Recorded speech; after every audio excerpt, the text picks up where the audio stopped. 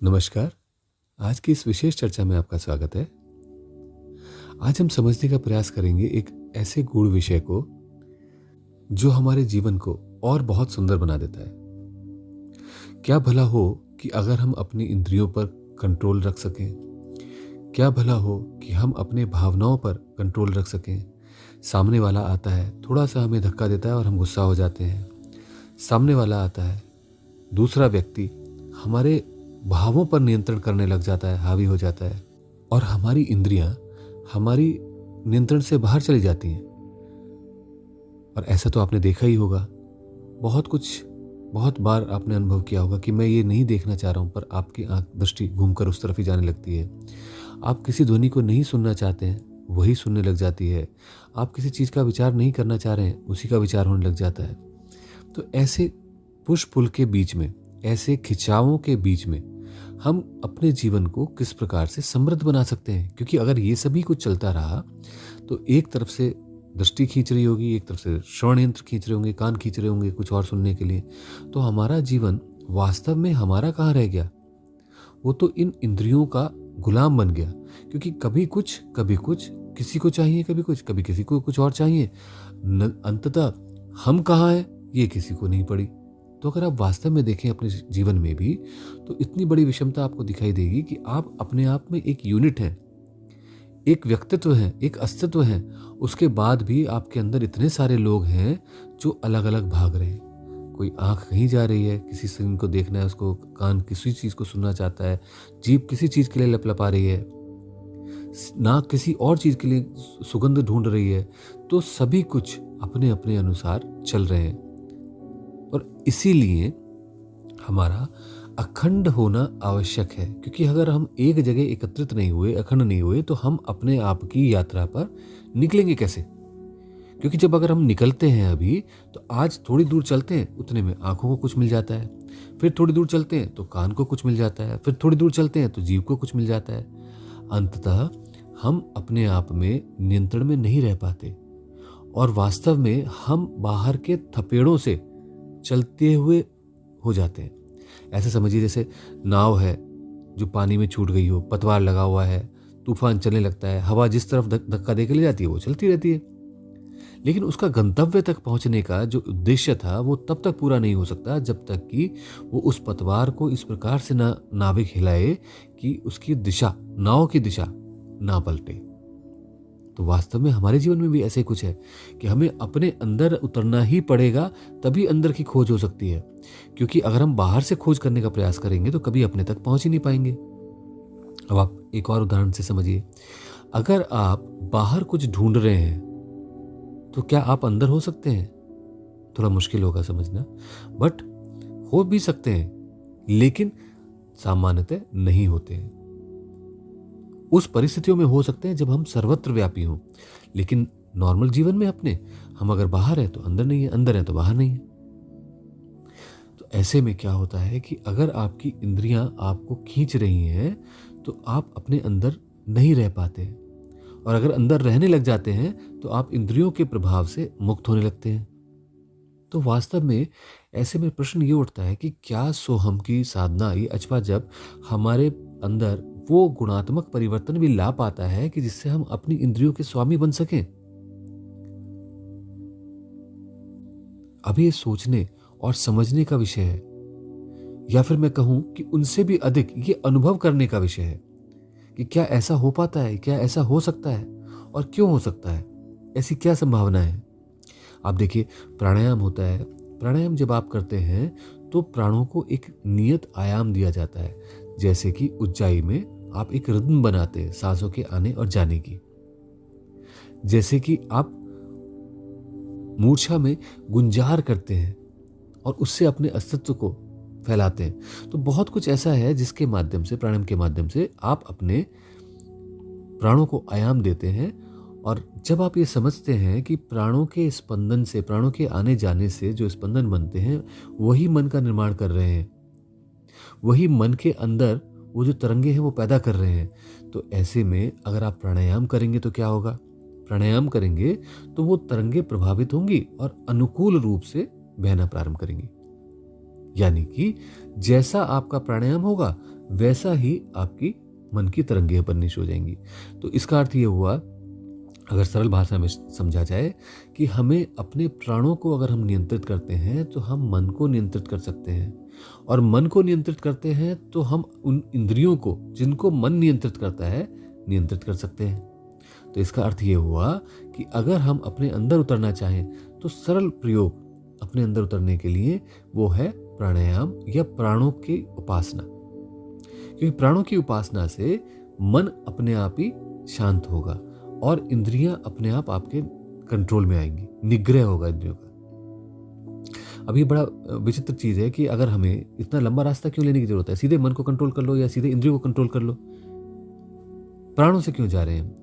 वास्तव में दो प्रकार के प्रयास होते हैं, एक होता है युद्ध करना और एक होता है साथ में लेके चलना। जब आप इंद्रियों के ऊपर निग्रह करते हैं, जबरदस्ती उस पर अपना आक्रोश या अपने कंट्रोल बैठाते हैं, नहीं इधर नहीं देखने दूंगा, तो होता क्या है, आपके अंदर एक नहीं वाला तत्व बढ़ने लग जाता है, जो धीरे धीरे बढ़ते बढ़ते हो सकता है आपकी पर्सनैलिटी से ओवर पावर कर जाए, और इसका डर ज्यादा रहता है। जबकि अगर आप उसको साथ में लेके चलेंगे, सहज रूप से उसको जो है उधर ना देखने दें, तो आपको कोई समस्या नहीं है। तो इसलिए अपने आप से युद्ध ना करें, वरना महाभारत घटित हो जाती है। आपको सिर्फ अपने आप को समझाना है, समझना है। जैसे जैसे आप समझते जाएंगे, आप अपने आप में वो जो गुत्थी थी, अनसुलझी पहेली थी, वो एक सुलझी हुई, एक सुलझा हुआ इवॉल्व्ड चेतना वाला इंसान बन सकेंगे, मानव बन सकेंगे, जिसकी यात्रा नर से नारायण की ओर हो सके। तो ऐसा नर बनने के लिए आपको क्या करना पड़ेगा? फॉर एग्जाम्पल, अब दोबारा से एक एग्जाम्पल से लेकर समझने का प्रयास करते हैं। कृष्ण और अर्जुन जब गीता में खड़े हैं और गीता का उपदेश चल रहा है, तो वहां एक नर है और एक नारायण है। और जब नारायण उसको नर को नाम दे रहे हैं गुणाकेश, जितेंद्रिय, तो इनका भी कुछ अर्थ होता होगा, क्योंकि नारायण तो कुछ भी ऐसे नहीं बोल देंगे, वो तो सब चीज़ों को समझ करके बोलते होंगे। तो जब वो जितेंद्रिय बोलते हैं तो इसका अर्थ यह है कि इन इंद्रियों को जीत लेने वाला, और इनका स्वामी कौन है? मन। तो अवश्य इसका मतलब ये हुआ कि जिसका मन अपने कंट्रोल में है। तो इसका अर्थ ये हुआ कि ऐसे में अगर मुझे अपनी नर से नारायण की यात्रा प्रारंभ करनी है तो पहले नर तो बन जाऊं, और नर बनने के लिए यह आवश्यक होगा कि मैं अपने अंदर उस ऊर्जा को, उस संवेदना को उत्पन्न करूं जिसके माध्यम से मैं मन की रिदम को से पार आ सकूं। अब आपको जो है एक और उदाहरण मैं देना चाहूंगा। कई बार क्या होता है कि आपको कुछ ऐसा है, जब सामने वाले ने पूछा और आप कहते हैं मेरी जुबान पे रखा हुआ है, मैं बोल नहीं पा रहा हूं, मुझे याद है वो शब्द ये था, बट मैं बोल नहीं पा रहा हूं। ऐसा बहुत बार होता है, आपने भी अपने जीवन में अनुभव किया होगा।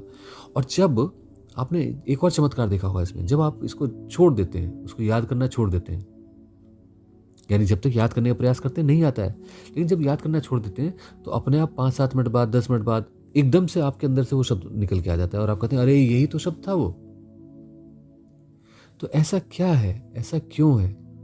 तो इसको समझने का अगर आप प्रयास करें तो स्पष्ट होगा कि जब आप किसी चीज को सप्रयास जबरदस्ती उसके पीछे पड़ते हैं तो वो नहीं हो रही होती, आप उसे जानते हुए भी भूले हुए हैं। लेकिन जैसे ही आप अप्रयास में प्रवेश करते हैं, विश्राम में प्रवेश करते हैं, उस चीज के प्रति आपको वो अपने आप ही सरफेस पे नीचे से निकल के पुटक से आ जाती है। इसका अर्थ क्या हुआ? इसका अर्थ ये हुआ कि अब जब आप प्राणों के साथ पूर्ण रूप से सहज हो जाते हैं तो अपने आप ही स्वतः ही आपका मन एक लय में आ जाता है, क्योंकि श्वास और श्वास के साथ वो लय में हो जाता है। और जब वो लय में होता है, यानी कि एक्सेप्टेड होता है, तो आप उसमें से निकल के बाहर आ जाते हैं। आप अपने आप में, आपको याद आने लगती है, आप उस बंधन से, उस याद करने के प्रयास से बाहर निकल जाते हैं। और जैसे ही आप प्रयास से बाहर निकलकर अप्रयास में आते हैं, आपको याद आने लगता है कि मैं कौन हूं। और जैसे ही आपको ये ध्यान आने लगे कि आप कौन हैं, आप अखंड होने लगे, तो आप समझिए कि आपकी यात्रा प्रारंभ हो चुकी है, आध्यात्मिक यात्रा प्रारंभ हो चुकी है। और जब ये करना हो तो कोई बहुत दूर तक हमें रिसर्च करने की जरूरत नहीं है, हमने पास्ट में बहुत चर्चाएं करी हैं इसके विषय में, और आप समझ सकते हैं कि प्राणों को एक नियत आयाम देना, एक म्यूजिकल रिदम देना, कौन दे सकता है? वो संगीत दे सकता है, मंत्र दे सकते हैं। तो वो मंत्रों के माध्यम से संभव है। और इसलिए जब इन प्राणों को, जब हम सो के साथ श्वास लें और हम के साथ छोड़ें, या फिर हम के साथ छोड़ें और सह के साथ लें, तो होगा क्या?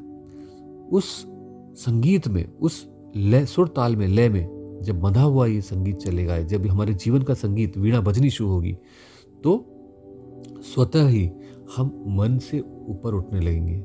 हम इंद्रियों के स्वामी बन जाएंगे। और जो इंद्रियां हमें लेकर के बार बार बाहर भाग रही थी, वो बाहर ना भागने की बजाय हमें वास्तव में हमारे तत्वों तक पहुंचाने लगेंगी। क्योंकि जो तत्व आप अनुभव करते हैं, जैसे मान लीजिए आपने आंखों से रूप देखना चाहते हैं, अब वो रूप दिखता कहां से है? आंखों से। लेकिन उसका अनुभव कैसे होता है? क्योंकि अग्नि तत्व हमारे अंदर मौजूद है। अगर किसी का अग्नि तत्व कमजोर हो जाए, तो आपने देखा होगा, बहुत बार आपको ऐसा लगता है कि यहाँ आए तो हमारी आंखें चौड़ी हो गई, खुल गई, और बहुत खुला खुला दिख रहा है प्रकृति में, और सब रंग बड़े सुंदर लग रहे हैं। लेकिन जब हम अपने किसी स्थान पर, जहाँ नियत स्थान पर रहते हैं, चले जाते हैं, तो वैसा अनुभव नहीं हो रहा होता। उतना ब्राइटनेस नहीं दिखाई देती, उतना साफ साफ स्पष्ट नहीं दिख रहा होता, जबकि आंखें तो वही है। क्योंकि हमारा अग्नि तत्व कम या ज्यादा होता रहता है। तो जैसे ही वो ज्यादा हुआ, जैसे ही वो प्रखर हुआ, हमें बहुत अच्छा दिखाई दिया। और जब वो डल होने लगता है, तो हमें साफ उतना मजा आता नहीं देखने में। तो वास्तव में हम अपने तत्वों से जुड़ना प्रारंभ कर देते हैं। और जब हम तत्वों तक पहुंचने लग जाते हैं, तो आप समझ ही गए होंगे, फिर तो चक्रों का स्थान ही बन जाता है। तो इसलिए धीरे धीरे करके हमें सोहम वापस अपने अंतः से जोड़ देता है। इसलिए सबसे अधिक आवश्यक क्या है? अगर आपको जितेंद्रिय पथ पे बढ़ना है, तो प्रयास कीजिए कि सोहम का जप हो सके, ये समझ अपने अंदर आ सके। चाहे एक बार सुनने से आए, चाहे 4 बार सुनने से आए, बट उसको समझ करके, एनालाइज करके अपने अंदर अनुभव कीजिए। जैसे जैसे आप अपने अंदर अनुभव करेंगे और फिर सोहम का जाप करेंगे अपने अंदर, आप हैरान रह जाएंगे कि जो प्रक्रिया आपने आज तक इतने सालों तक प्रयास किया और नहीं कर पाए, वो सहज रूप से अपने आप ही होने लगी है।